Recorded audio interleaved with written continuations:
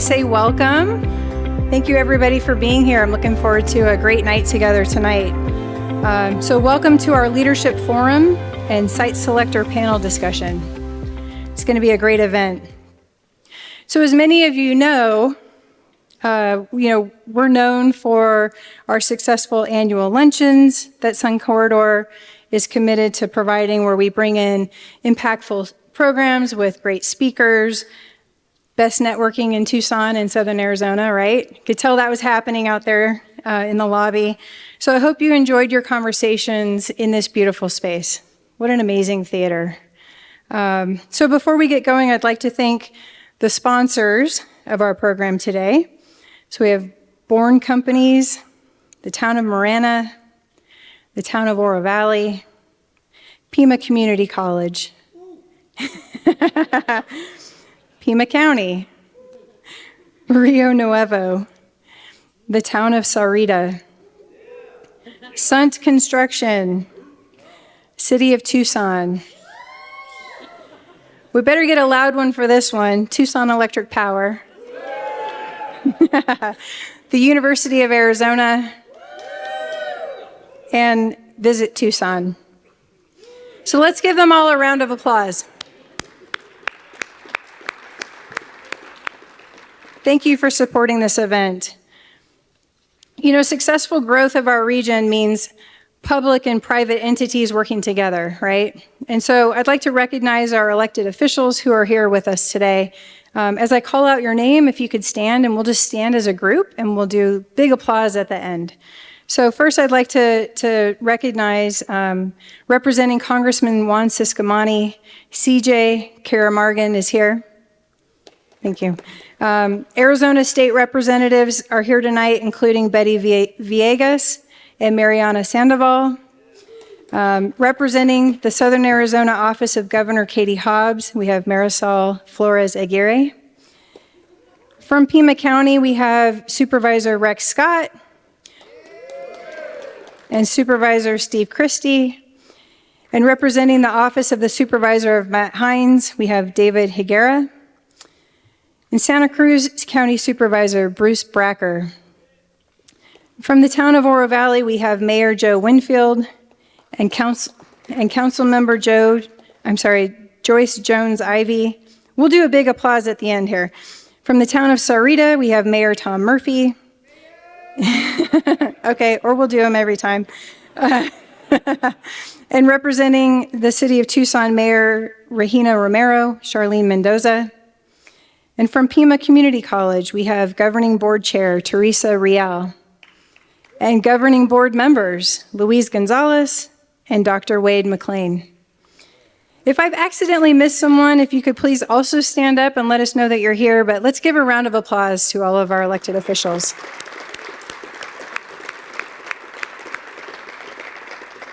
It means so much to have you here. So finally, I'd like to welcome distinguished guests from Sonora Global. So our economic development partner, representing the state of Sonora, Mexico. In February, Sun Corridor announced a historic agreement between our organization to promote economic cooperation and prosperity on both sides of the border. So please help me welcome tonight Arturo Fernandez, who's the president of Sonora Global, and all of our guests from Sonora. Please stand.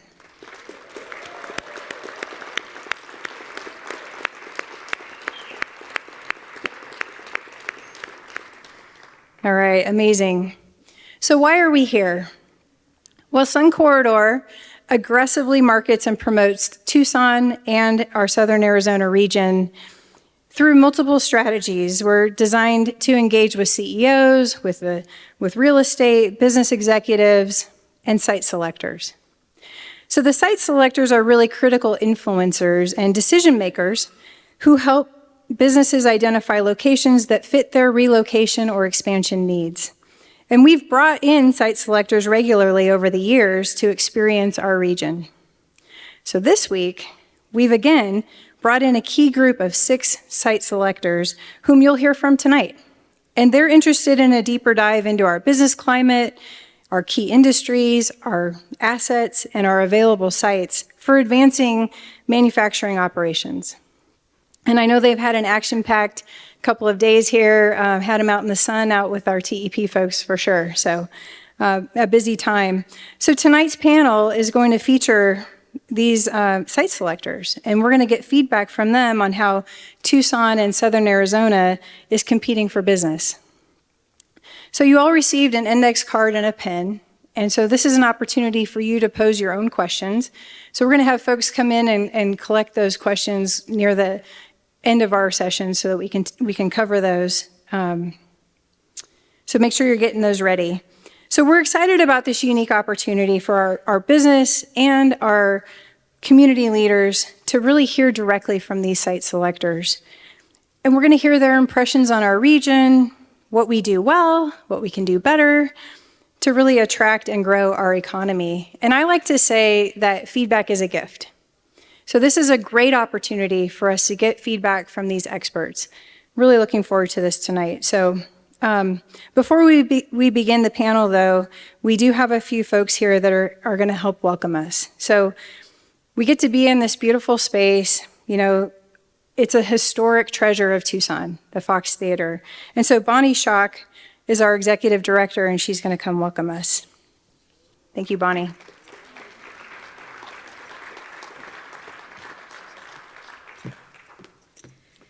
Hi, everybody. My name is Bonnie Schock. I'm the executive director of the beautiful Fox Tucson Theater. Thank you so much for being here and welcome. This place has been here for nearly 100 years, and it's been drawing people to our downtown and to Tucson overall throughout that time. We're incredibly proud to have it here. And I'm a little bit biased, but I tend to believe that arts infrastructure and robust cultural institutions are essential to the mix for recruiting and retaining talent in any community. So here at Tucson's iconic performing arts venue, we know that quality of life is at the core of every successful business growth strategy, at an individual business level and in a community-wide context. We are absolutely thrilled to have all of you here experiencing this in this beautiful space and to have the arts at the table in partnership with Sun Corridor and leadership from all sectors in conversation about growing investment in Tucson overall. So thank you all for being here. Welcome.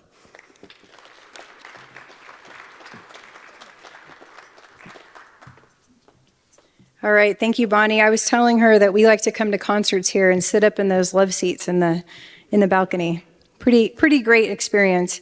I mentioned that Rex Scott is here. He's our vice chair and District 1 supervisor on the Pima County Board of Supervisors.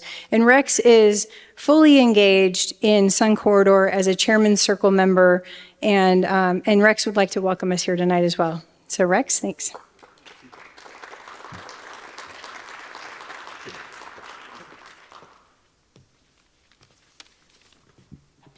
Thanks very much, Susan.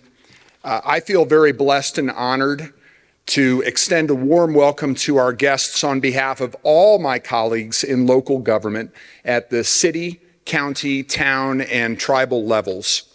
All of us work in partnership on behalf of the over 1.1 million people who call Pima County home. One of the things you will hear about our home is it often has a small town vibe, even given its size. That is because of how much we care about each other, support each other, and cheer for each other. Let me assure you that if any of the businesses these site selectors represent decide to make Pima County their home, all of us will be delighted and proud no matter where in the county they decide to locate. We are extraordinarily interconnected in terms of where we live, work, play, and shop. There are concerns and problems we share about economic and social issues, so we take them on together. The most notable recent example of how we collaborate with each other arose during the COVID-19 pandemic. Pima County was below the national and state averages in the number of infections and deaths during that monumental public health crisis because of how we rallied together. All of us recognize that infrastructure and talent are significant areas of focus for any business considering location or expansion in our county. each local government is very conscientious in its oversight and maintenance of the infrastructure that is its responsibility. Back in 2006, our voters approved a half-cent sales tax in support of a 20-year regional transportation plan. We are currently working in partnership on the development of a new plan that will go to the voters in 2025 to cover the next 20-year period.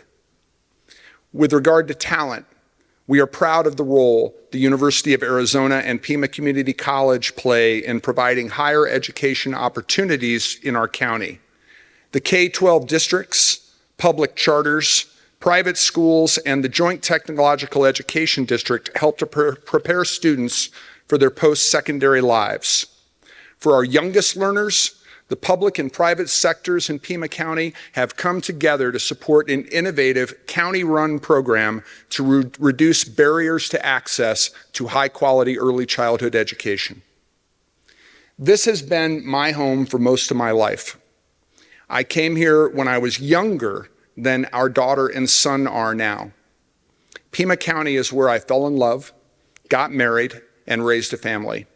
For most of that time, I was a teacher and principal in our schools, where I saw how our community nurtures and treasures its most precious resource, our children. Although we live in one of the most culturally diverse and visually spectacular places in our country, the people make this a special place.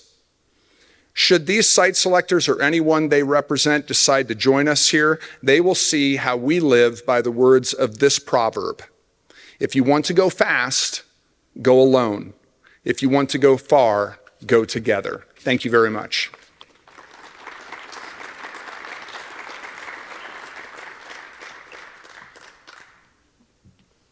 I love that. Thank you, Supervisor Scott.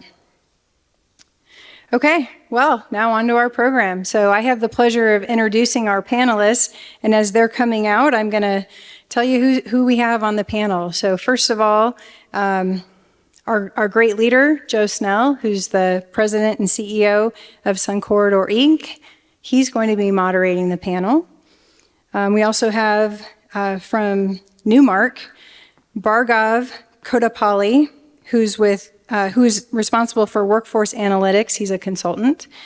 On Newmark's global strategy team, Bhargav evaluates metro and sub-market costs and focuses on labor market analytics, conditions for business success, and geographic information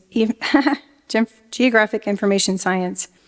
We also have from Cushman and Wakefield, Amy Gerber, who's an executive managing director. Amy specializes in location analytics and understanding the financial impacts a company when operating in a market. She has led and managed numerous multi-state incentive negotiation engagements for office and industrial projects, including Fortune 10 companies.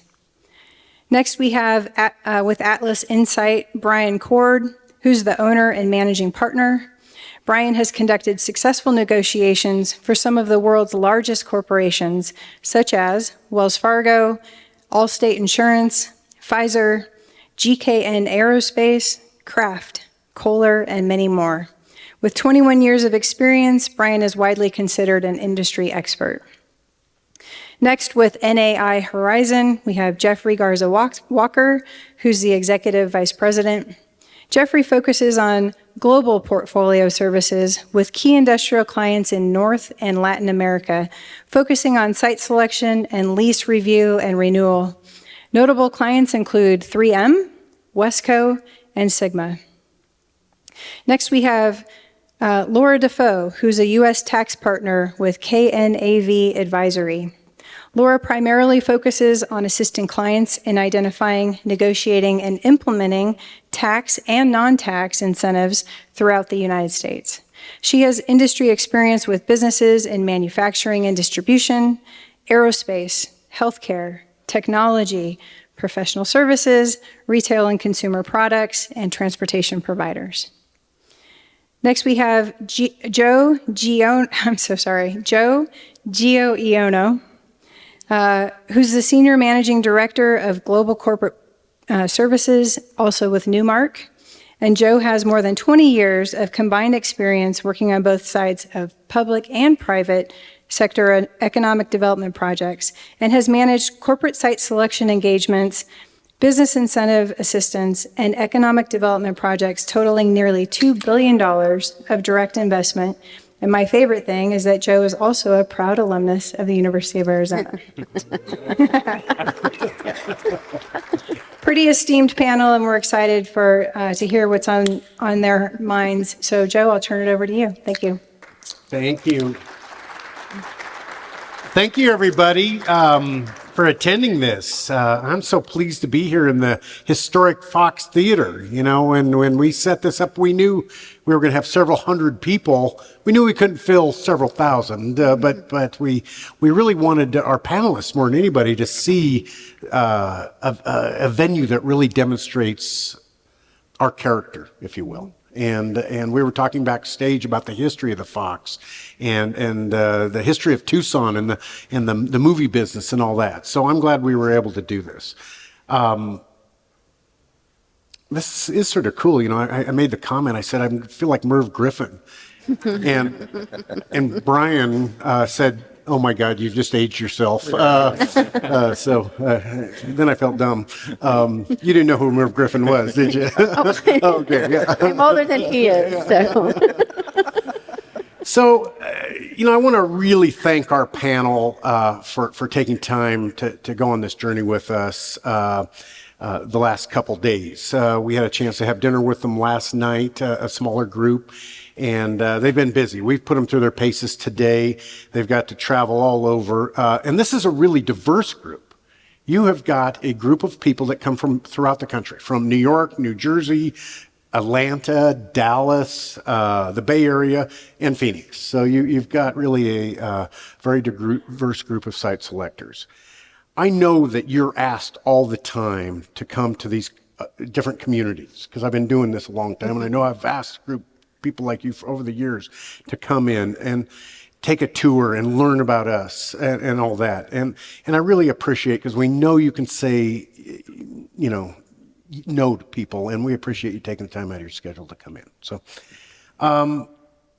why are we here? Why are we hosting these site selectors?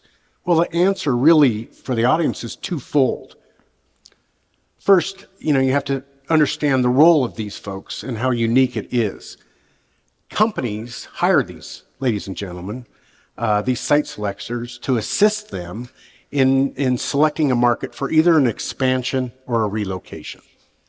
And this might be an outdated number, but in my day, you know, 400 or 500 site selectors represented almost 90% of the relocation and expansion decisions. So you're very influential. So people early in my career would say, how do you get everybody in the world to pay attention to a market? Well, you don't. Just got to get these people to pay attention to a market. Now, the bad side is they don't like you. You got to do a lot of work to get them on your side. So that's really the first part of it is for us to expose you to our market. And we think we're very proud of what we can share with you. And that's really, you know, all of it. But the second reason we do that is to ensure that we are as competitive as possible as a market. You know, part of our role at Sun Corridor is to constantly look at our competitiveness.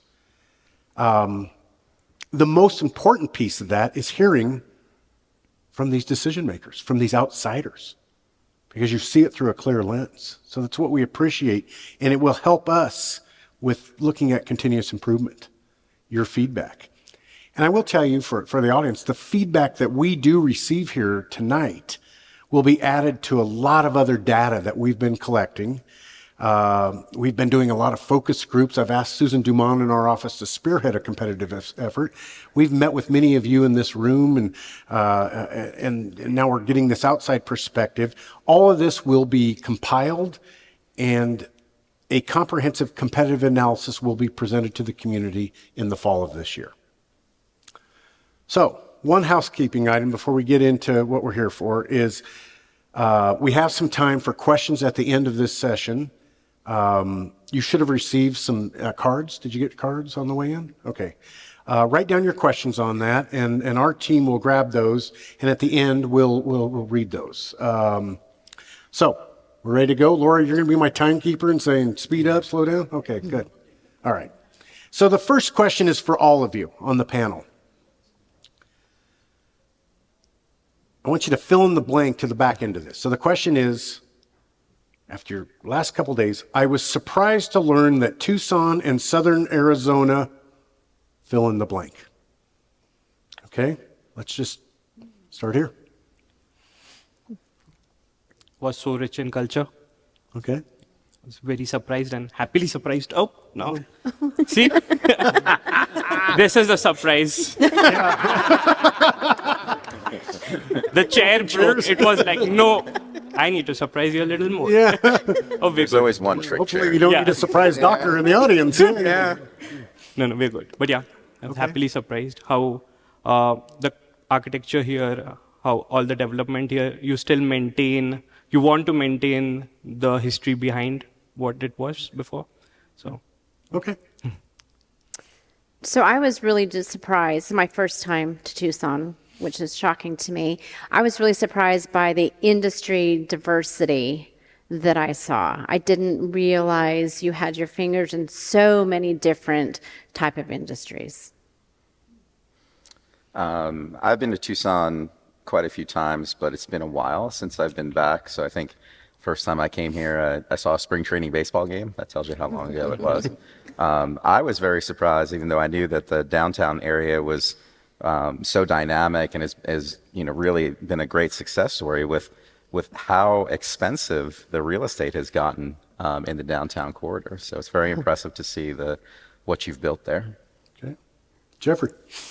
Yeah, well, I have a unique perspective because I live in Phoenix and I actually do a lot of business through here and in the city, and I'm surprised at how ready you are.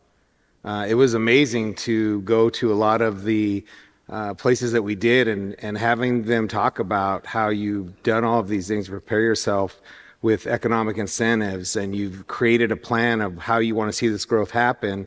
And I think before, my view of Tucson was, you're happy to be 1 million people. You don't want to be much more than that. You want to keep your culture. Everybody, when they introduce themselves, if they're from here, they will tell you, I'm so-and-so, and my family has been here for several generations. And it's great. I mean, I love that.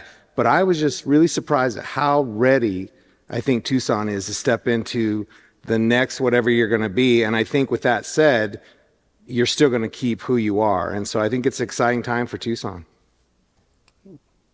So I think I also have a slightly bit of a unique perspective in that I've been coming to Tucson rather frequently. My parents are snowbirds and are down in Green Valley. I've been doing that for about 8 years. So I've seen a little bit of the development just from kind of a windshield driving past with my parents. But I was really excited to come and see the guts, especially the downtown, because we don't spend much time there. And I think what I was genuinely surprised about is the genuine sense of community from everybody. I am mostly with a bunch of snowbirds, which is, they all love it here, but then they leave when the going gets tough or hot. And everybody who's here for the long haul genuinely loves this place, leans into the culture, and is genuinely here for the long haul and has the long-term best interests for everybody and is working as a community. So that was fantastic. For me, Tucson always had a special place in my heart. I mean, so I've always rooted for it for a long time. And I've been accused by my colleagues of being a cheerleader for Tucson when they do projects. But I guess what surprised me is, the years since is Tucson always gets graded well in quality of place. And that's not an easy thing to do. I mean, you've done a great job, and through multiple projects that we work on. And I went through a bunch of them, and quality of place is always something important. And it's great to see the downtown be alive, because back when I was a student, that you really wouldn't come down here for maybe one place, and that was it. It was not something you would even consider. So you're doing a good job, and that's great to see. Thanks, Joe. Well, you were paying attention today, huh? Okay. It's been said many times that COVID has impacted every aspect of all of our lives. Okay, it sure did mine. And there's been a lot of changes that have become permanent, some probably are fleeting. So I guess the question that I get asked a lot, and I think you're the expert on it, we still got a broke seat here? No, I'll manage that. Okay. How has site selection changed since COVID? And do you think those changes are here to stay for the long term? And I'm going to start with Amy with this question.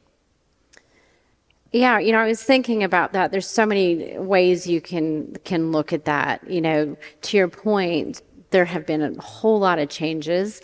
And it depends upon where you're at in the country, how many of those are still permanent and how many of those were fleeting for a very short period. And you could talk about how we find data now, that's changed. The type of industries have changed. But the part that I think, which is kind of the low-hanging fruit, is really on the office side. Most of my work is on the industrial side. It's kind of been that way my whole career. But it still amazes me how much the office sector impacts even our industrial team and projects. And you still have, and it still surprises me, that we still have companies that don't know how they want to run their facility, how they're going to staff it, what's the office use still going to be.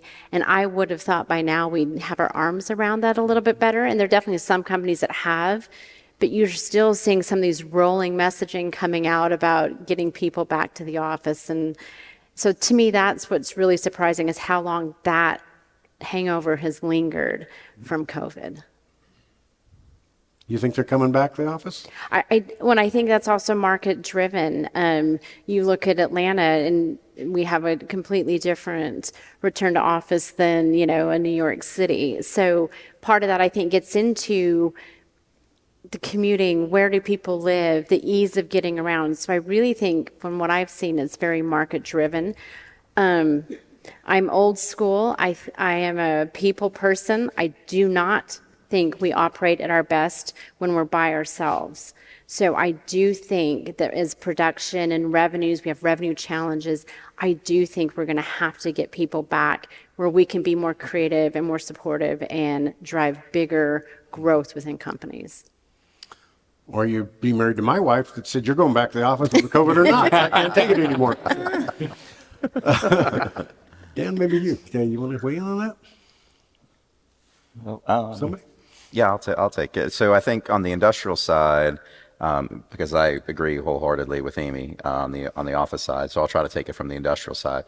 On the industrial side, I think what we saw was an acceleration of a lot of trends that were happening already. But so, for example, like e-commerce, I think e-commerce, just started to, it was just like e-commerce on steroids then when COVID hit, because so many people were kind of forced into that situation. You needed to get comfortable with buying most of your stuff through online resources. And so we've seen that acceleration for a very long time post-COVID. It was nearly impossible. I was working with a lot of manufacturing projects. It was almost impossible to try to find adequate real estate for manufacturing projects, because there were so many distribution center projects that were in the market that were just grabbing, prime industrial sites, and sites, unfortunately, that community spent a lot of money building infrastructure to, that were being taken by users that weren't necessarily benefiting from all of that infrastructure. So there was that. And I think the second piece of this on the industrial side that we saw, it was I think a lot of companies kind of got caught. We spent so many years driving down inventory, because inventory sitting on a shelf was something that wasn't making any money. It didn't make a lot of sense. But then when we had the challenges, I remember very early in COVID, I met with one of my clients who was L'Oreal, and I was meeting with them, and I was like, no, you're fine. For now, your manufacturing facilities are in good locations. I think that we'll probably be able to get through this. And they were like, no, I don't think we're in good shape, because our manufacturing facilities are fine. We're doing well. We're not being forced shut down by the governments of the locations that we're in, but we cannot get boxes. And so something very simple as a little box for them, which was impossible to get at that point, completely shut down their whole manufacturing. So developing a little bit more of a cushion with inventory, and then developing your supply chain out to be a little bit more resilient and not so reliant on one source, I think are the primary industrial trends that I've seen coming out of COVID. Right. Anybody else want to weigh on this? Yeah, well, I would just say COVID for us in this region has been transformational. Prior to COVID, we were considered a tertiary market for industrial. After COVID, we just took over Dallas this year for the fastest growing industrial market in the U.S.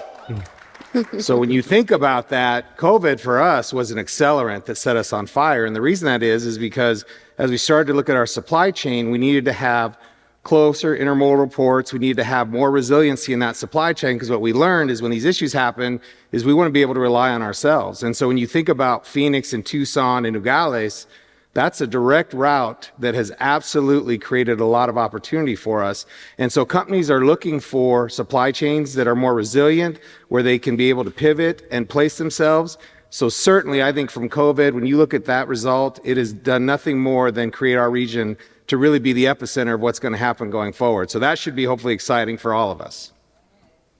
That's a great point. We saw locally an explosion of people that would normally be living in a box in Los Angeles, and they came out to a place like Tucson because they could hike and bike. And I actually played golf with a guy that had his cell phone, put it down while he putted, and did business. So we saw some changes.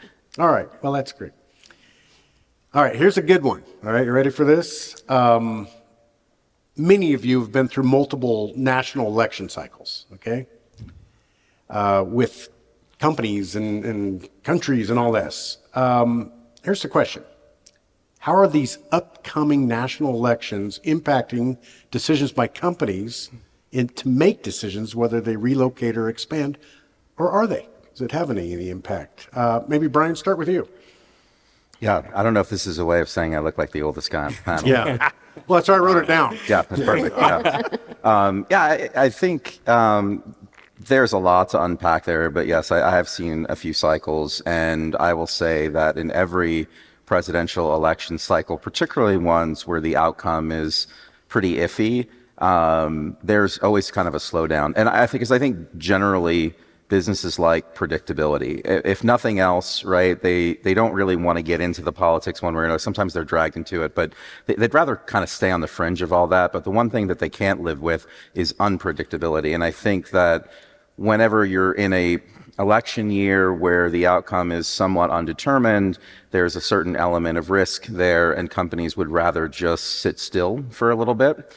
So I think from our perspective, from Atlas Insight's perspective, we're still being exercised, quite a bit. So we're busy, we're running around with a lot of things, but what we've seen slow down is the decisions. So companies are taking a little bit more time. They're saying, you know what, let's put this on pause for 3 months and let's pick this up next quarter and see what happens. And so I think we're seeing some of that right now. Now, whether or not that has longer term implications, whether that's a sign that the economy may is starting to weaken a little bit, I think remains to be seen. It could just simply be a temporary thing, or it could be a longer term thing. But as this relates to, I think we've all, if you've read any news, you've seen an unprecedented amount of federal incentives that are being extended right now. So I've been doing this. I know my bio said 21 years, but I've been doing incentives and site selection for 30 years now. And in the 30 years that I've been doing this, I have never seen the level of incentives being given away by the federal government that we're seeing right now. And with an administration change, I do believe that there is some risk in some of that money drying up, maybe even some of the money that was promised drying up. Maybe going back on some of those promises that were delivered. And so we've seen that at the state level. It certainly can happen at the federal level too. So I think there are some challenges in some of those very big projects that have been financed significantly by federal credits and incentives. And that certainly is a risk point that we're seeing as well. So I think that's kind of where we sit. And then, Joe, I'll take it from the standpoint of, does anybody know what happens only every 24 years between Mexico and the U.S. when it comes to elections? Presidential elections. Yeah. So this year is the presidential election for Mexico. They do it every 6 years. Mexico will have the first female president ever, because both candidates are female. How does that impact us? Well, of the two candidates, one comes from AMLO, which would be more of what we've gotten, which is still good. But the other one is very pro-business, which could lead to more incentives. And there again, the focus of a lot of these incentives are the ports, which Nogales is one of those. So that's something that you need to pay attention to as we look at what happens in this next cycle as well down in Mexico.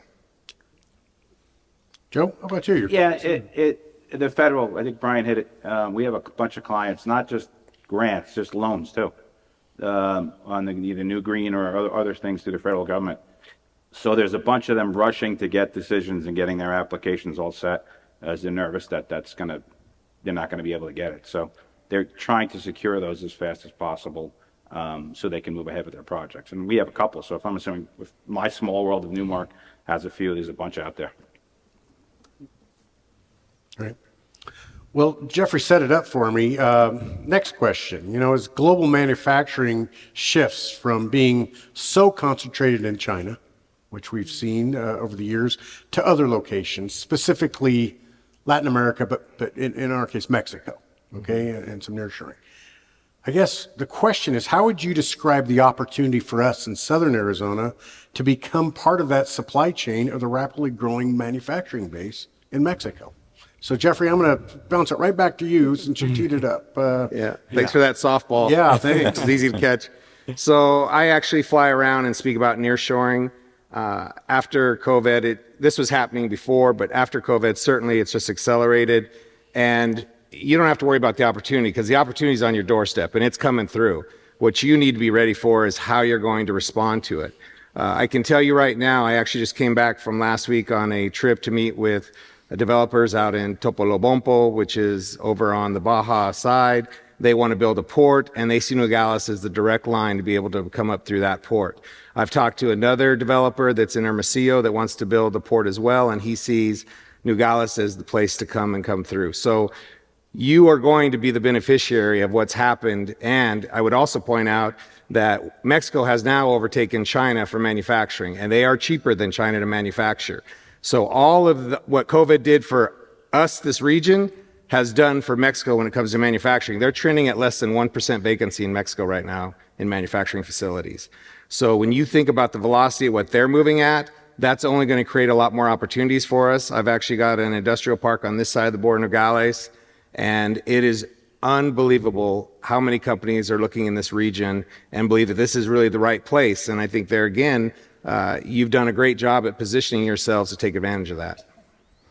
I think in particular too, a lot of the companies traditionally that would look at maquiladora operations are rethinking some of that strategy because we've seen the challenges that we've had at the border right now. I mean, all you have to do is go take a look at the border in the morning and the lines are completely backed up. It's very difficult. The risk, I think, in the supply chain of having potential border issues and not just closures, I mean, because that's obviously a major thing, but even slowdowns, it's really making companies think twice about, do I want to be across the border or do I want to be close to the border, but be still on this side. So I think, there's a lot of advantages that you have in this market right out of the gate just for that reason alone, at least for the short term.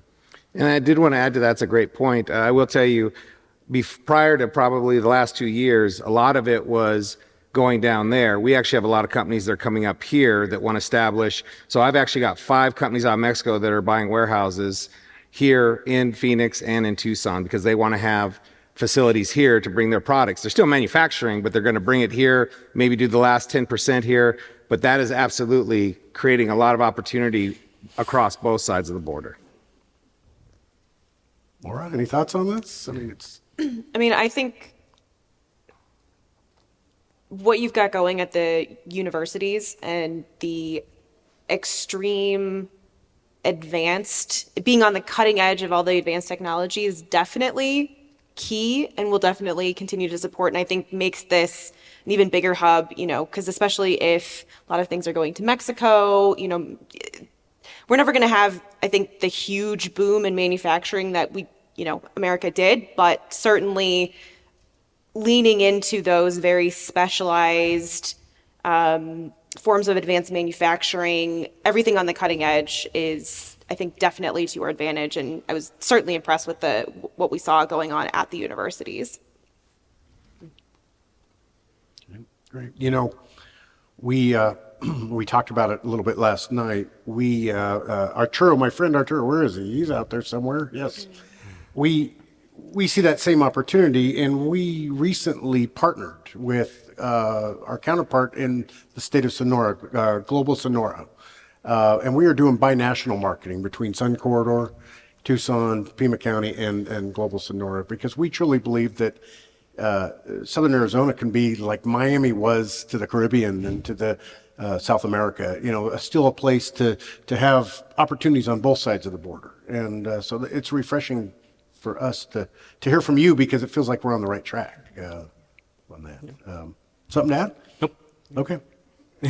They covered it beautifully. All right. The only other, one other piece that I'll add, I know I spent a little time talking about the federal incentives. There's, it's not to be lost on this. There's a lot of money that's going out. I mean, I think when I first calculated the incentive values that were just in the two new programs, the Infrastructure Reduction Act and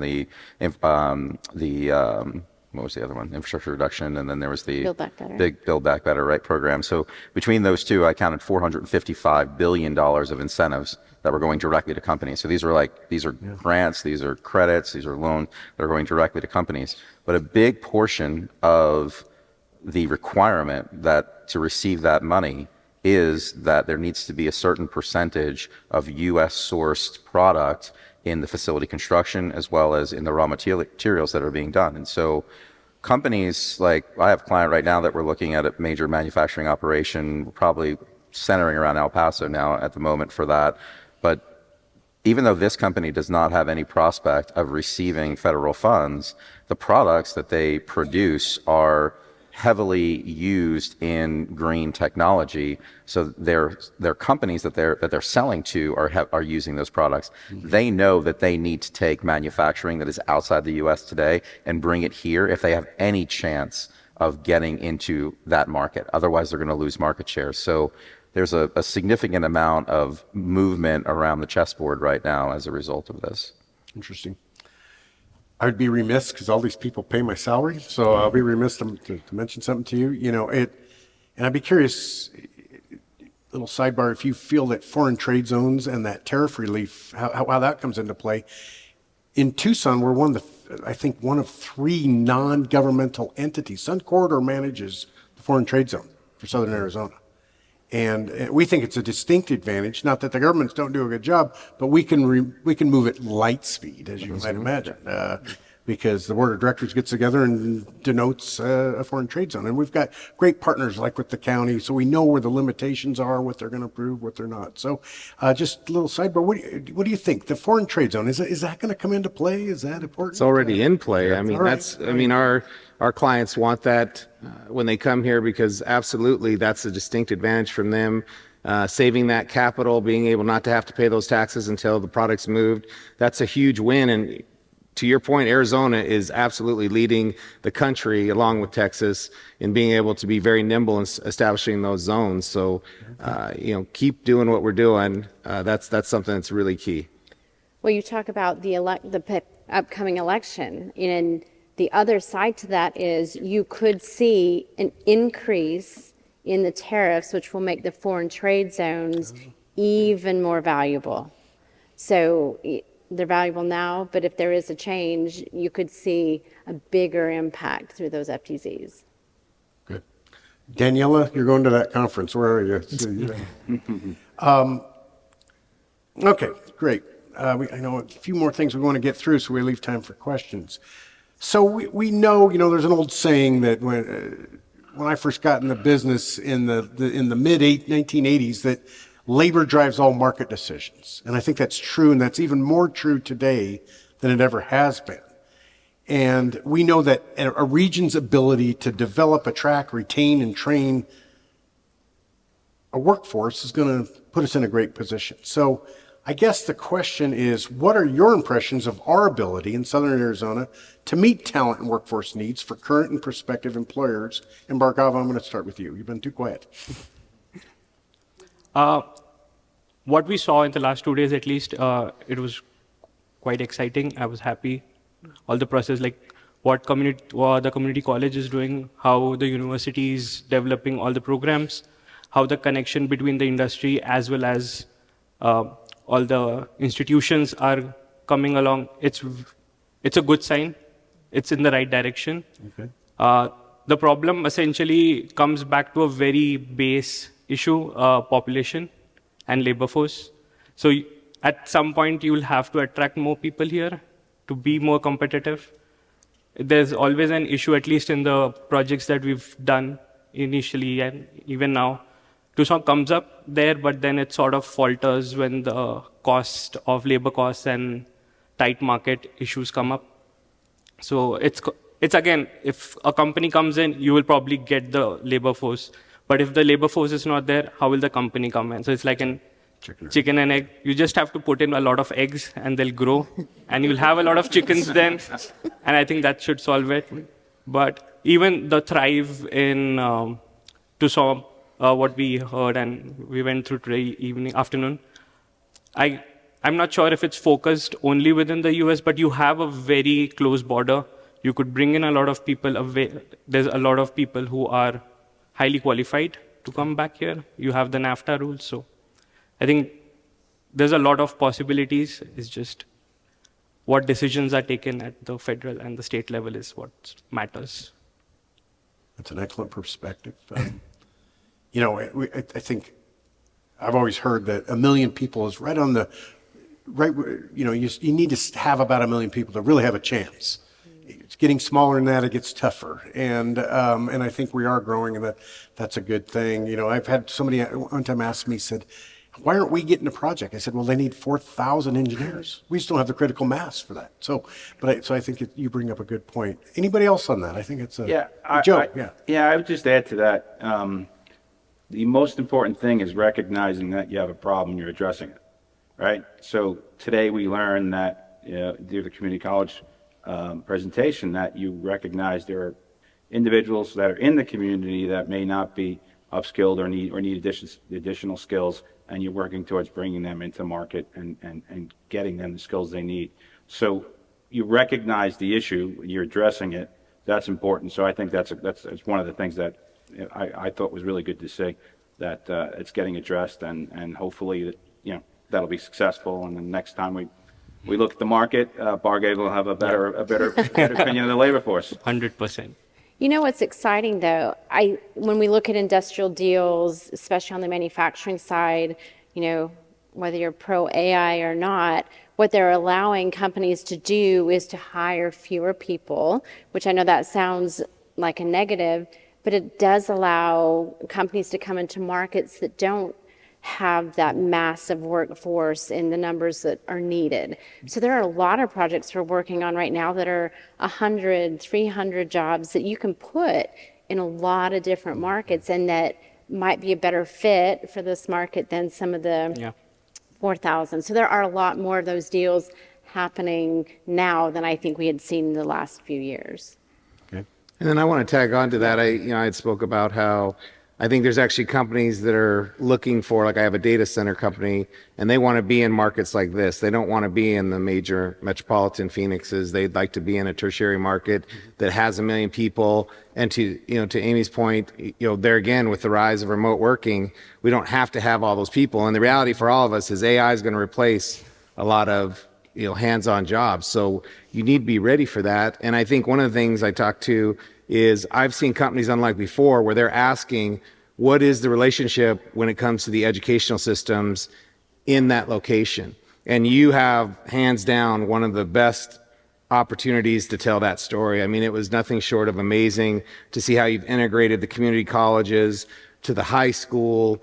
Obviously, certainly with U of A, I mean, you have done a fantastic job to create that seamlessness where a company could come in and say, hey, I need a certificate. Great, we can do that for you. Hey, I need a 2-year. Okay, great, I can do that for you. And you can start that all the way down into the K through 12. So my hats are off to you guys. I think you've done a great job positioning that. Thank you. Well, I will say that the other thing that's changed, not COVID related, with all these new technologies, the green energy, the clean tech, we've always looked at high school graduation rates before and university graduate rates and how many people remain in the city. But one things that's really accelerated is who can we partner with on continuing our R&D, continuing our development, and that alignment with the higher education, it's gone beyond just how many graduates do you have. It's how connected are they with the community and with the businesses in that community. And I think half of our day today was education-related conversations, and that was evident that not only is it there, but it's continuing to grow and get stronger. Great. Yeah, I think they talk about accelerating, trends. We've seen this for a number of years, but certainly over the last few years, I think it's really been heavily highlighted. There are more people today choosing where they want to live before choosing what they want to do. And I think what you've built here is you've built a community that is very welcoming to people. You've got the natural beauty, you've got the great outdoors activities, you've got plenty of sunshine, you've got reasonable tax rates. There's maybe some political issues that could be ironed out a little bit better that would be more welcoming to all, but there's a lot of good bones here. I don't want to sound contrarian though, but to the point on AI, I have a little bit of a different take on AI. I don't necessarily think that AI is going to replace jobs of people that make stuff faster than it is going to replace jobs that are traditionally what I'll call low-level, entry-level, white-collar and pink-collar jobs. Those are the jobs, I think, that are at most at risk over the next even 5 years of being significantly altered as a result of AI. Quick story. My brother is an executive at Google. I was doing a presentation on AI. I thought, who better to call than my brother, because he's super smart. And I'm like, well, let me get his take on it. And I said, hey, Chris, what do you think about AI? And he goes, it's scary.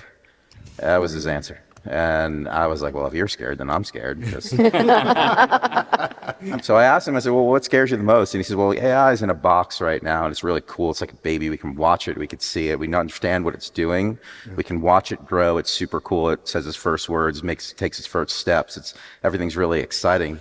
He goes, but what we really don't understand, because nobody can understand this, right? Like our brains as humans cannot even understand a process the rate at which AI learns. And so at some point it's going to hit that curve, and it is going to be on this exponential growth path that we will not be able to even fathom the learning capabilities of AI. And so this is going to happen. It's going to happen really fast. And I'm not preaching like Skynet and like Terminator and all that kind of stuff. Like, not quite there yet, but because there's still a lot of good that can come out of it. But I do believe that it's really important for communities to augment themselves with jobs with people that still make stuff, because that is going to be really important, and places where people still have to show up and go to the office because they're part of a team, a research team, an engineering team, or something like that, where collaboration is totally key. So the balance. Balance. Yeah. Okay. I want to keep going because I know we want to get through some of these. So we've been talking about the drivers for advanced manufacturing.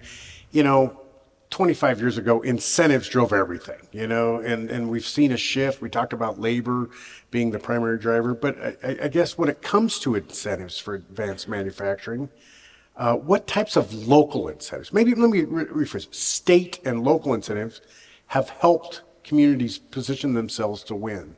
And I'm going to start with Laura, because I know it's your focus with that question. Yeah, I think there's several factors that kind of come into play, and obviously every business and what they're looking to do kind of dictates what incentives are valuable for them. I think generally speaking,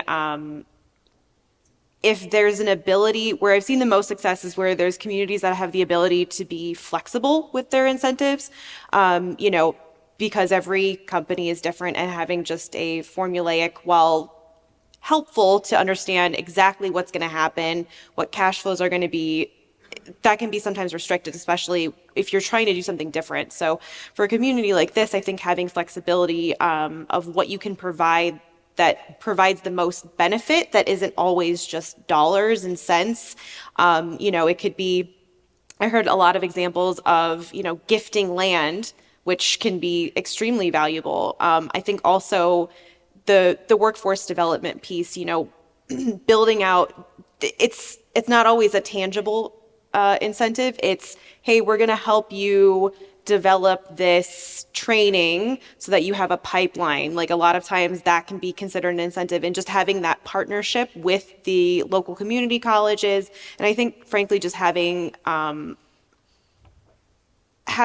community that speaks with the business, sits down and says, what can we do to help you so that you can help us, and really truly have that public-private partnership, I think is oftentimes what makes the most difference, if there's any sort of wiggle room. And I think especially working with some international companies, especially if it's their first foray into the US, they may just be focused on dollars and cents and who can give us the most money. But, at the end of the day, my job is to also say, well, have you thought about some of these other things? And allow them to kind of understand, especially if they're only familiar with, San Francisco, New York, Chicago, Houston, those are the flashy names. But I can also say, hey, have you had a chance? You should really take a look at Tucson or other places like these types of markets, because at the end of the day, while, you may be looking at a line that says, oh, get this X many dollars to do this if you go to, Huntsville, Alabama, or something like that. This community is willing to sit down and work with you, and it makes them think, because they may not have even heard of Tucson, or it's just, some place where they used to film old Westerns and stuff like that. And so kind of having that personal touch is an incentive in and of itself. Interesting. I was sitting at dinner with my oldest daughter that just recently relocated down here with my grandchildren, and she said, Dad, you do economic development, right?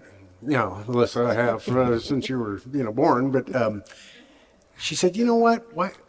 They give away, incentives for companies and all this. And I said, yeah, sometimes. She said, why don't they figure out a solution for daycare? She says, it's all the women in my office. It's the number one issue we face. Is we can't find daycare that's not so outrageous. What do you think of that idea? I think it's an amazing idea. Okay, fantastic. I have a project that they're going to build a daycare facility on site. Yeah. And everywhere we went when we did interviews with people, we want to be a premier employer. What would it take if we offered daycare? And every single company said, you offer daycare, you'll be one of the premier employers in the community, whether it's subsidized or not, or having local. It's a huge issue. And you see, it's a personal thing of mine. I just always, because I know the impact it could have. I don't have kids or anything like that, so it's not in that sense.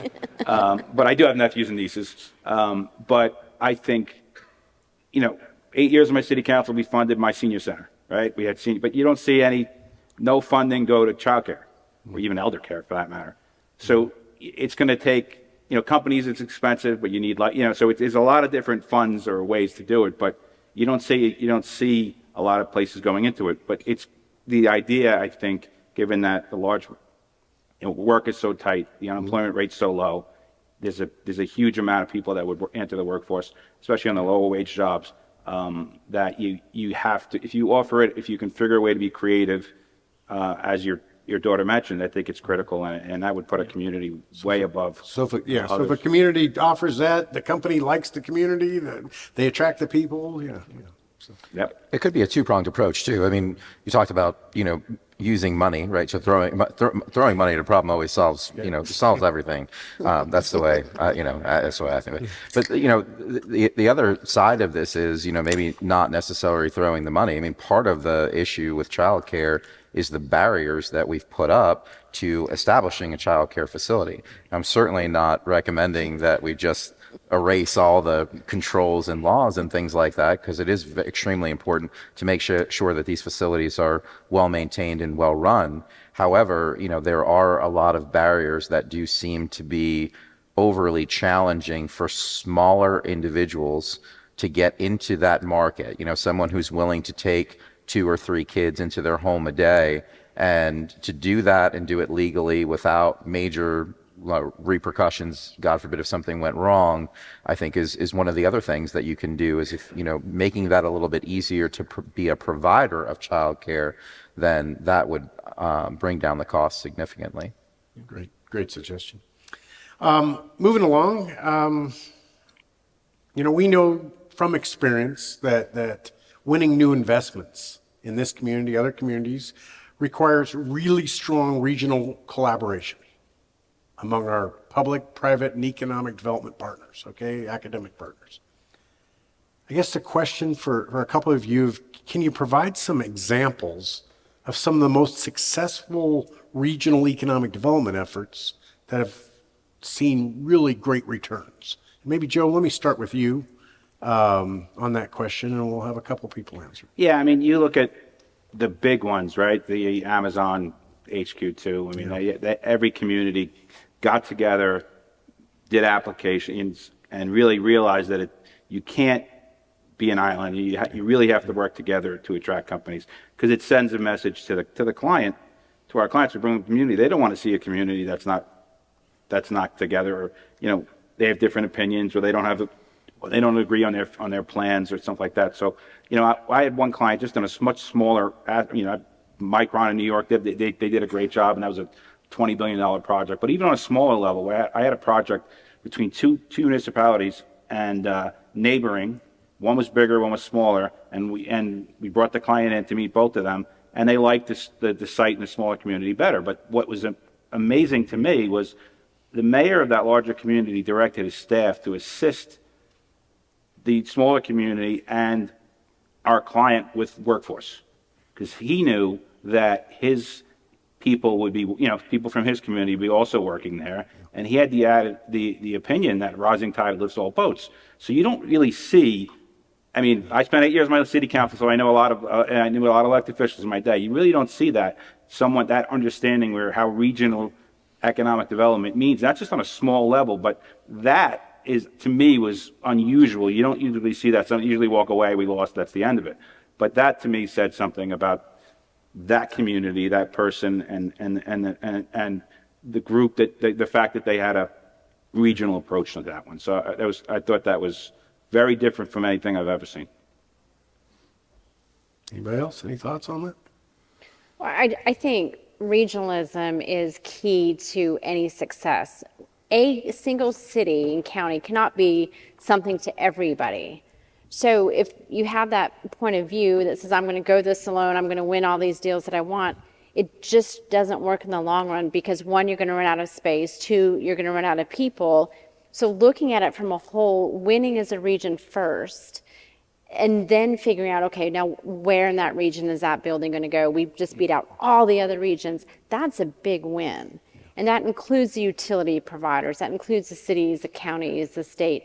It really takes everybody these days to get a deal done because they are so complex today. Organizationally, it's a huge advantage as well. I mean, when you're pooling your resources to go out to market and market yourself as one, you have way more access. You're able to get into so many more doors rather than if you're trying to sell yourself as one smaller community. I mean, you have better resources to hire better people, you have better materials, you have more access to develop deep and meaningful relationships with people like ourselves, but also with corporate CEOs that might be interested in relocation. And so playing the regional game, not only from a community perspective, but also from an organizational perspective, an economic development organizational perspective, it's been the best thing that I've seen in all the years that I've been doing economic development, is this trend to move in this direction. Yeah, I would also like to add just really quickly, I think seeing when all of the different components in a region come together as one, it accelerates the time frame to get projects done. I think businesses really appreciate that because a lot of times there's kind of a race to how fast can we get this done? We need to get it done by now. And so having everyone at the table at the same time, at the same page, okay, these are all these different components that need to come together, and then doing it all at once, that I think is extremely valuable as a regional effort.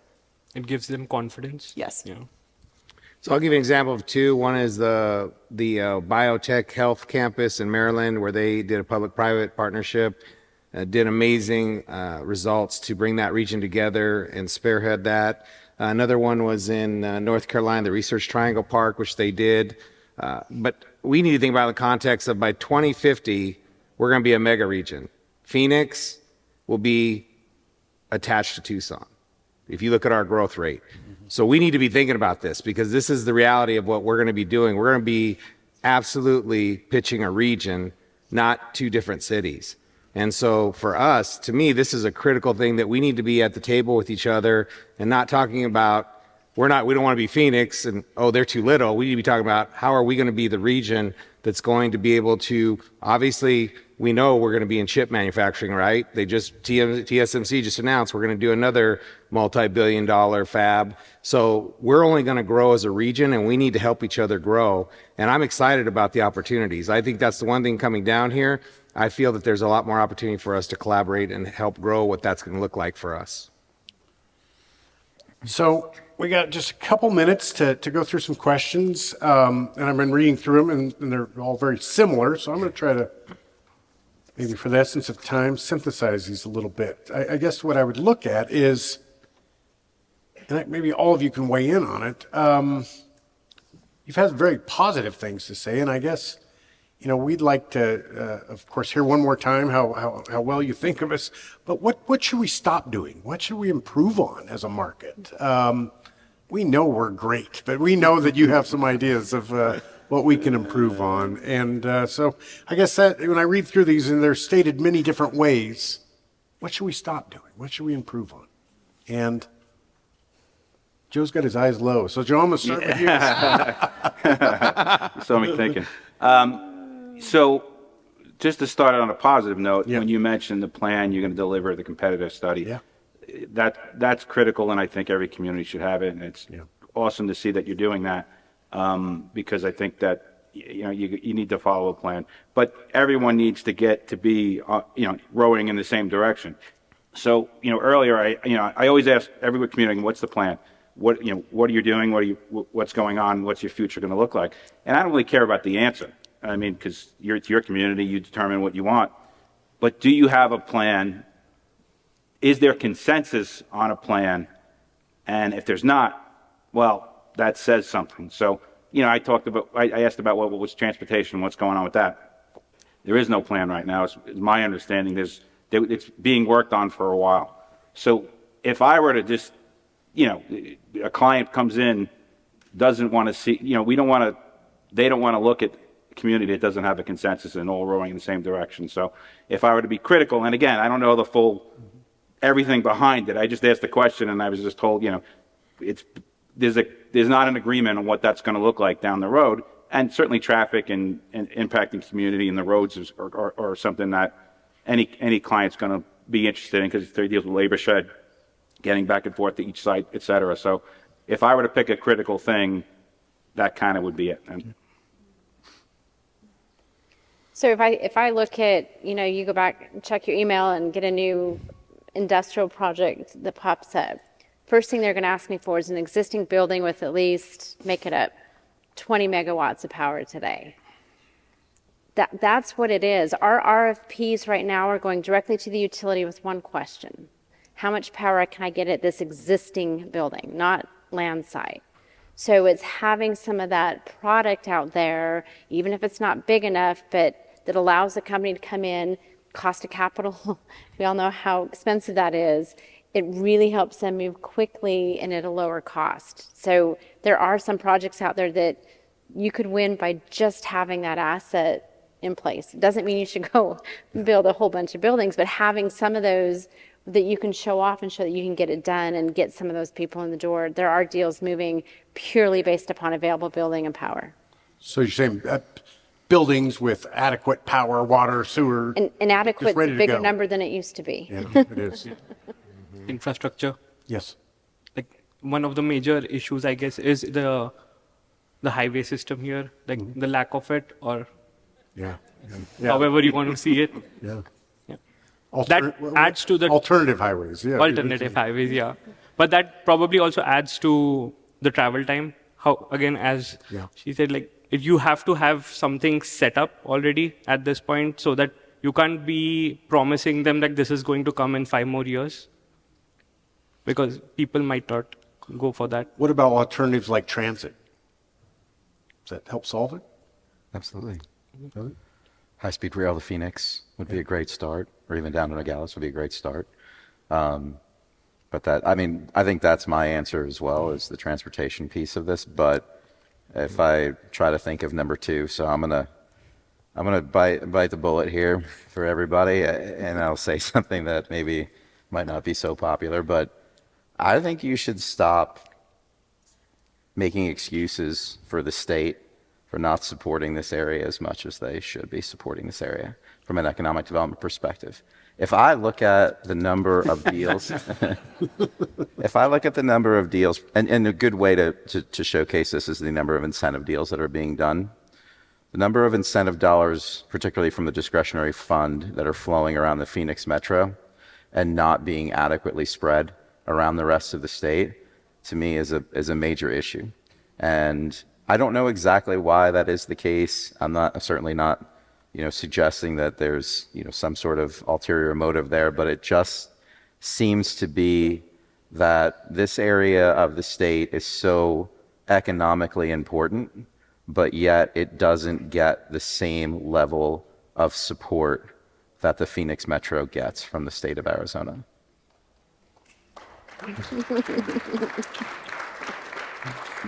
He said it. I'm going to be blacklisted now. I would just say the same thing. I looked at how many competes awards were in Tucson, and there was none. Yeah. When we had a client a number of years back looking, it was none compared to, everything was outside of the area. I mean, that's just, is that an accident? I don't know. Jeffrey, what do you think? Well, I think, we've kind of addressed a lot of it, but, as you look at Phoenix and you look at how they built out their freeway system, it's amazing, because they've absolutely, and I moved there in 97, and now we have the 303, we got the 202, we got all the bypasses. So they strategically have grown their area to handle the traffic and the growth. My question to Tucson is, who do you want to be? You've stayed at 1 million people, so you've said, I don't want to be Phoenix, I don't want to be the fastest growing region. And you have a culture and a flavor. I think the question for you is, who do you want to be?